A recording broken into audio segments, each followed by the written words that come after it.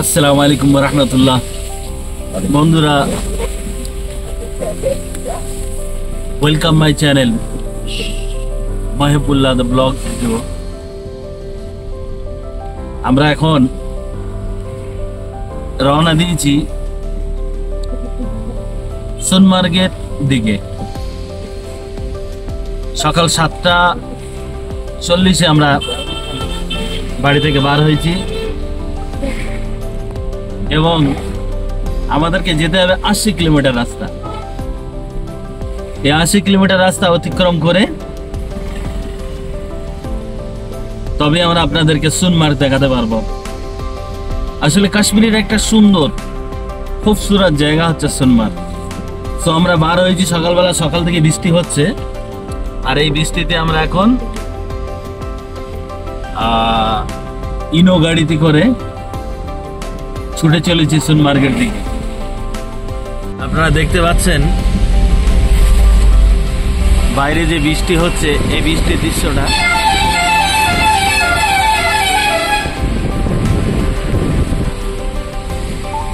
এবং এই সোনমার্গে যেতে আসতে কত টাকা খরচ, কিভাবে যাবেন, কোথায় থাকবেন, ঘোড়ায় কিভাবে উঠবেন, কিভাবে চড়বেন,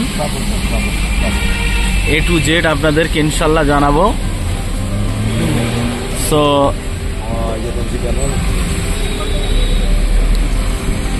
আমরা এখন গাড়িতে চলেছি আর আমাদের সাথে আছে ভাই, আপনার নাম কি है?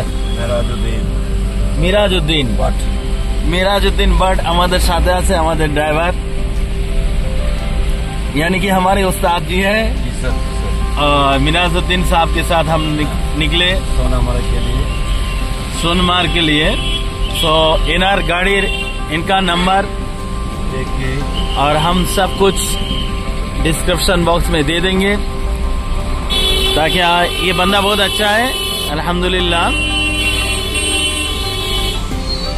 और আমি চেষ্টা করবো তার যত কন্ট্যাক্ট নাম্বার আছে সব দিয়ে দেওয়ার, এবং এনাদের সঙ্গে যোগাযোগ করবেন। শ্রীনগর থেকে সোনমার্গে আপনাদেরকে খুব সহজে নিয়ে যাবে।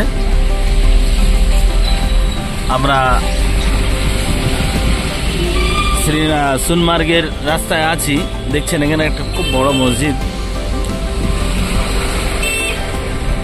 এটা হচ্ছে ভাই ये कौन सा जगह है? গান্দারবল। এটা গান্দারবল শহর, এটা বা মার্কেট। এই গান্দারবল হয়ে আমাদেরকে যেতে হবে সোনমার্গ। সো সঙ্গে থাকুন আমাদের সাথে, ইনশাল্লাহ টোটাল ডিটেলস আপনাদেরকে জানাবো। এই দেখেন এই দৃশ্যটা, ও আল্লাহু আকবার, আল্লাহু আকবার। দেখেন মেঘের সঙ্গে পাহাড়ে কি সুন্দর জমে আছে, আর আমরা ওই মেঘ চিরে ছুটে চলবো সোনমার্গের দিকে। সঙ্গে থাকুন, A to Z ইনশাল্লাহ আপনাদেরকে দেখাবো।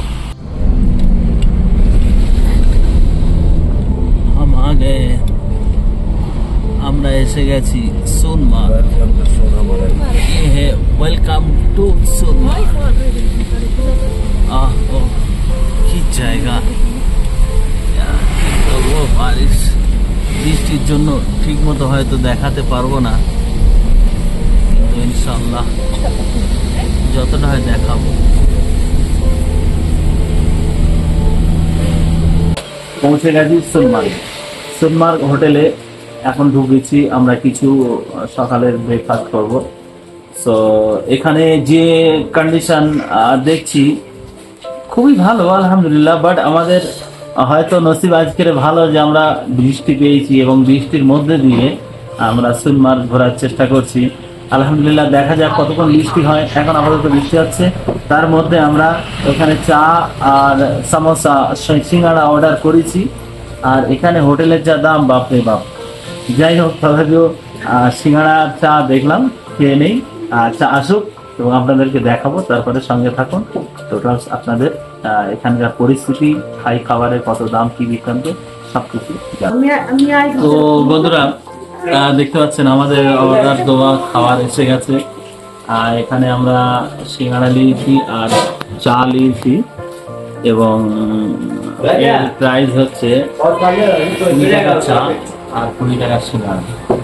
মানে যে সিঙ্গাড়া আমাদের ওখানে 5 টাকা, এখানে সেটা 20। ফাইনালি আমরা পৌঁছে গেছি সোনমার্গ। আর সোনমার্গের দৃশ্য, সোনমার্গের ভিউ, ও মাশাআল্লাহ কি সুন্দর, অন্তরটা খুশি হয়ে গেছে। মানে সকাল থেকে বৃষ্টি হচ্ছিল, বৃষ্টির কারণে আমরা গাড়ি থেকে বার হতে পারিনি। এখন দেখছি রোদ্র বার হচ্ছে এবং খুবই সুন্দর জায়গা। আমরা যাব এখন গ্লেশিয়ার, পায়ে হেঁটে হেঁটে উপরে চলে যাব গ্লেশিয়ার। আপনারা দেখতে পাচ্ছেন এখানকার খুবসুরত যে নজারা, এই উপরেরটা দেখে দেয় মেঘটা কিভাবে পাহাড়ে জড়িয়ে আছে। আমরা এই পাহাড়েই যাব, এই মেঘে যাব ইনশাল্লাহ, ঠিক আছে? তো সঙ্গে থাকুন, আপনাদেরকে সুন্দরভাবে ঘোরাবো টোটাল সোনমার্গ। আপনারা দেখছেন আমরা গ্লেশিয়ার যাচ্ছি।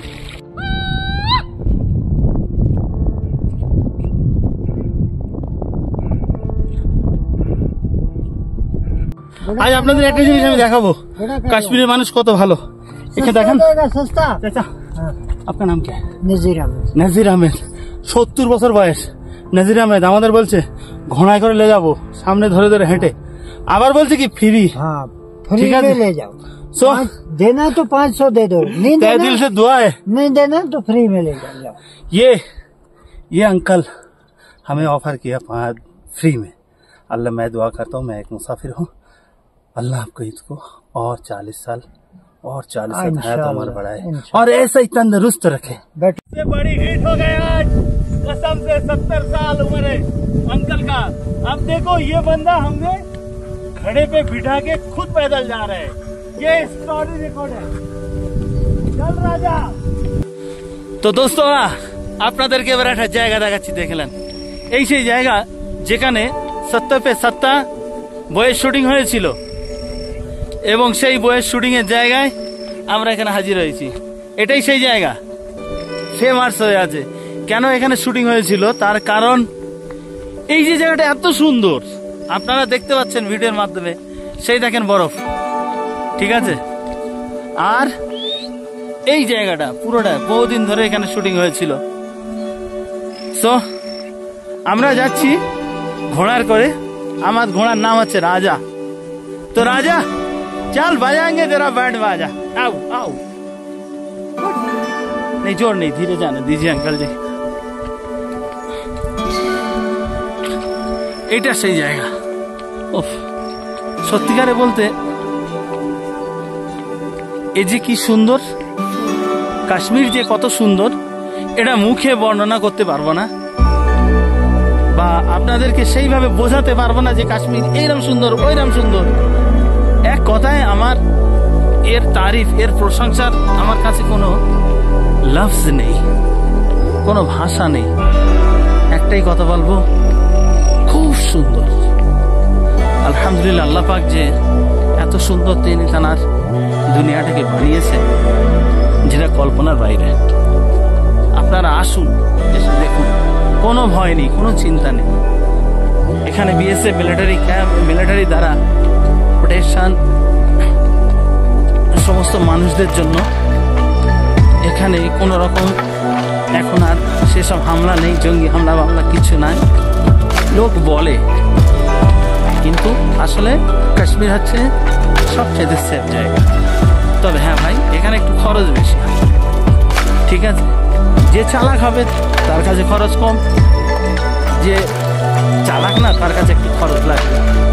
আর আপনারা যদি আসতে চান আমাদের সঙ্গে যোগাযোগ করুন, আমার বন্ধু আছে এখানে, গাইডের মতো আপনাদেরকে সুন্দরভাবে ঘোরাবে।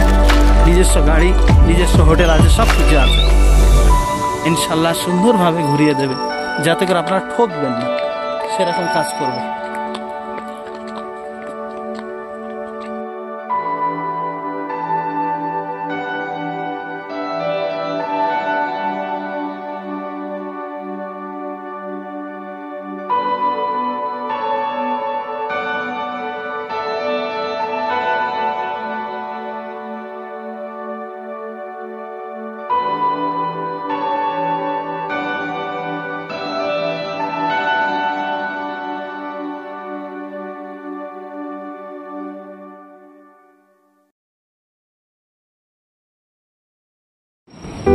বন্ধুরা আমি চেষ্টা করবো আপনাদের একটা জিনিস দেখানোর।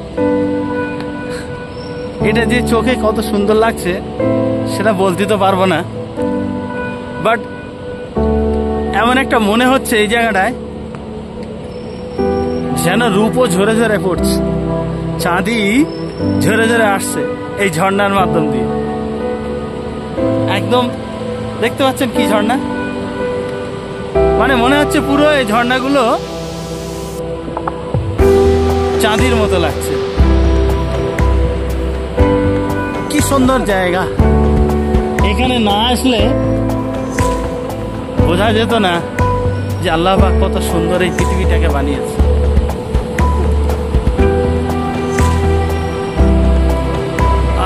দেখুন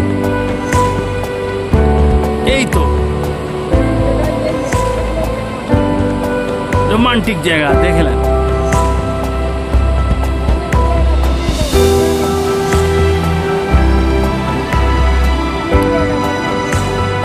ঠিক আছে, ঘোড়া আমাদের পানি পান করছে, আমাদের ক্যামেরাম্যান আমাদের সাথে আছে। ওই রাজা, ওই রাজা ব্যান্ড বাজাएगा क्या? পিলে পিলে বেটা। ঘোড়া এখন পানি পান করছে আর আপনাদেরকে আমি দেখাবো। এ হচ্ছে আমাদের ঘোড়ার মালিক চাচা, আমাদেরকে সঙ্গে নিয়ে আসছেন। আর এই ঝর্ণা বয়ে যাচ্ছে, এই ঝর্ণা এখন এর ঘোড়া পানি টানি খেয়ে ওই আসছে আমার বন্ধু Fayaz. Fayaz, how this feeling? क्या नजर है भाई?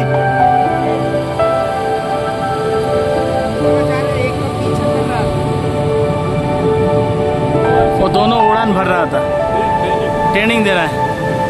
फयाज भाई आपको कैसा लग रहा है? ओ माशाल्लाह।